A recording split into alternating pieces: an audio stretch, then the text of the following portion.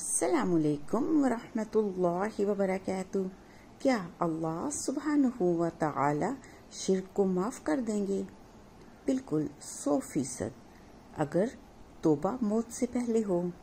موت کے وقت کی توبہ اللہ سبحانہ و تعالی ہرگز قبول نہیں کریں گے۔ شکراً۔ اللہ سبحانہ و تعالی نے اسموک لیس فائر کو آسمان کے نیچے رکھا، آگ اور زمین کے درمیان میں پردہ ڈال دیا۔ جب یہ آگ اس پردے کو پھاڑ کے باہر نکلتی ہے تو ہمیں بجلی کے کڑکنے کی آواز آتی ہے۔ شکراً۔ حضور اکرم صلی اللہ علیہ وآلہ وسلم پیر اور جمعرات کا روزہ رکھتے تھے، کیوں؟ حضور اکرم صلی اللہ علیہ وآلہ وسلم منڈے اور تھرسڈے کا روزہ رکھا کرتے تھے، کیونکہ اس دن اللہ سبحانہ و تعالی جنت کے اور اپنی رحمت کے دروازے کھول دیتے ہیں۔ شکراً۔ جن ہڈی میں جو گیسز ہیں جیسے آکسیجن، نائٹروجن، کاربن ڈائی آکسائڈ، وہ ان کو اپنی خوراک کے طور پر لیتے ہیں۔ شکراً۔ حدیث کا کیا مطلب ہے؟ حدیث کا مطلب ہے نئی بات کہنا یا سمجھانا۔ شکراً۔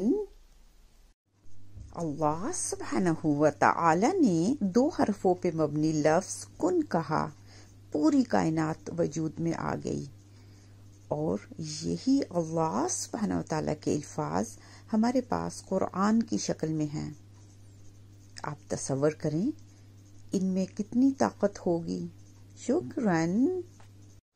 حضرت آدم علیہ السلام اور حضرت حوا سلام علیہا میدان عرفات میں ملے۔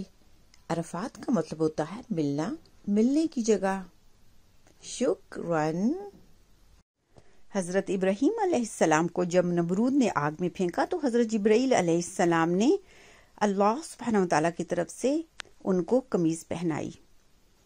یہ قمیض حضرت یعقوب علیہ السلام کو ملی، اور جب بھائیوں نے حضرت یوسف علیہ السلام کو کنویں میں پھینکا تو حضرت یوسف علیہ السلام یہی قمیض پہنے ہوئے تھے۔ جب وہ وزیر خزانہ ہوئے تو انہوں نے بھائیوں کو یہی قمیض دی اور کہا کہ والد گرامی کی خدمت میں پیش کیجیے۔ حضرت یعقوب علیہ السلام نے جب اس قمیض کو اپنی آنکھوں سے لگایا تو ان کی بینائی لوٹ آئی۔ شکراً۔ سوال: اللہ سبحانہ و تعالی نے حضرت ابراہیم علیہ السلام کو ان کے بیٹے حضرت اسماعیل علیہ السلام کو ذبح کرنے کے لیے خواب میں کیوں کہا؟ جواب: حضرت ابراہیم علیہ السلام اللہ سبحانہ و تعالی کے دوست، ان کو خلیل اللہ کہا گیا۔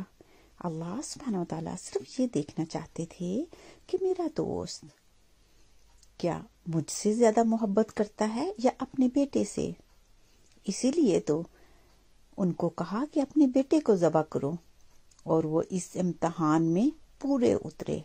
سبحان اللہ۔ شکراً۔